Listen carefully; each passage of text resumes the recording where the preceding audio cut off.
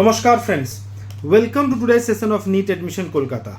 তো আজকে সেশনে আমরা ডিসকাস করব যে নিটের কাউন্সেলিং কখন স্টার্ট হতে পারে।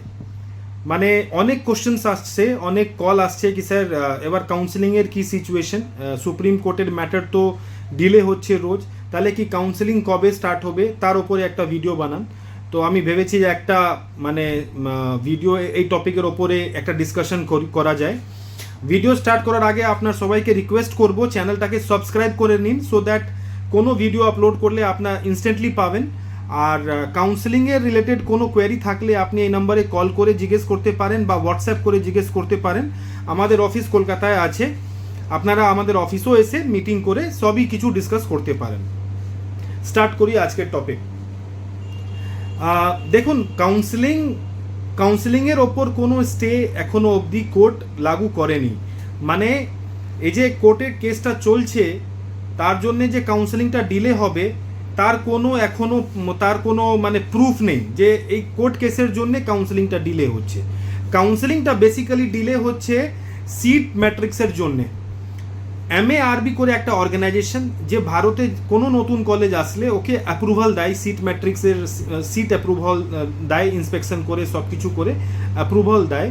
সে অ্যাপ্রুভালটা এখনও অনেক যে নতুন কলেজগুলো এসেছে 2024-এ যে নতুন কলেজগুলো পার্টিসিপেট করবে, প্রাইভেট আর গভর্নমেন্ট, ওরা এখনও সিটসগুলো প্রপার অ্যাপ্রুভাল দেয়নি বা প্রপার লেটারগুলো আসেনি।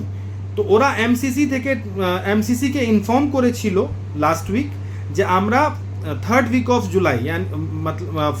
জুলাই মিনিং ওই 20 তারিখ, 21 তারিখ, 22 তারিখ মতন এই ডেটে মতন ওরা সিট ম্যাট্রিক্স আপডেট করে দেবে যে এই কলেজে এত সিট অ্যাপ্রুভ হয়েছে।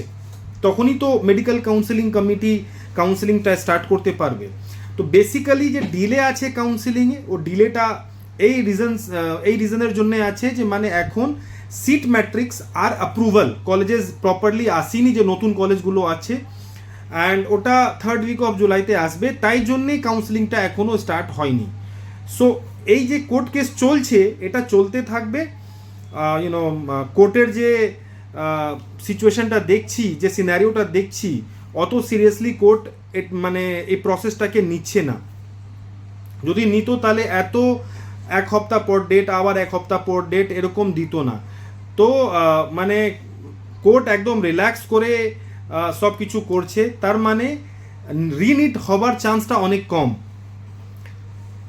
NTA যে ডিটেলসগুলো সাবমিট করেছে কোর্টে, যে অ্যাফিডেভিটটা সাবমিট করেছে কোর্টে, ওই মধ্যেও NTA আর গভর্নমেন্ট প্রপারলি বিরোধে আছে যে আমরা অপোজ করছি যে রিনিট এক্সাম কন্ডাক্ট হবে না, কেননা কোনো রকমের চিটিং বা কোনো রকমের ভুল বা কোনো রকমের স্ক্যাম হয়নি।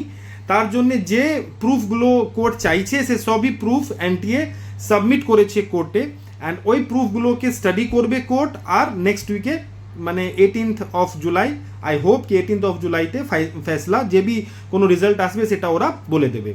কিন্তু মানে চান্সেসটা যে সিনারিও চলছে এখন, ওই মধ্যে চান্সেসটা অনেক কম লাগছে যে রিনিট হবে। So according to me re NEET হওয়া অনেক মুশকিল।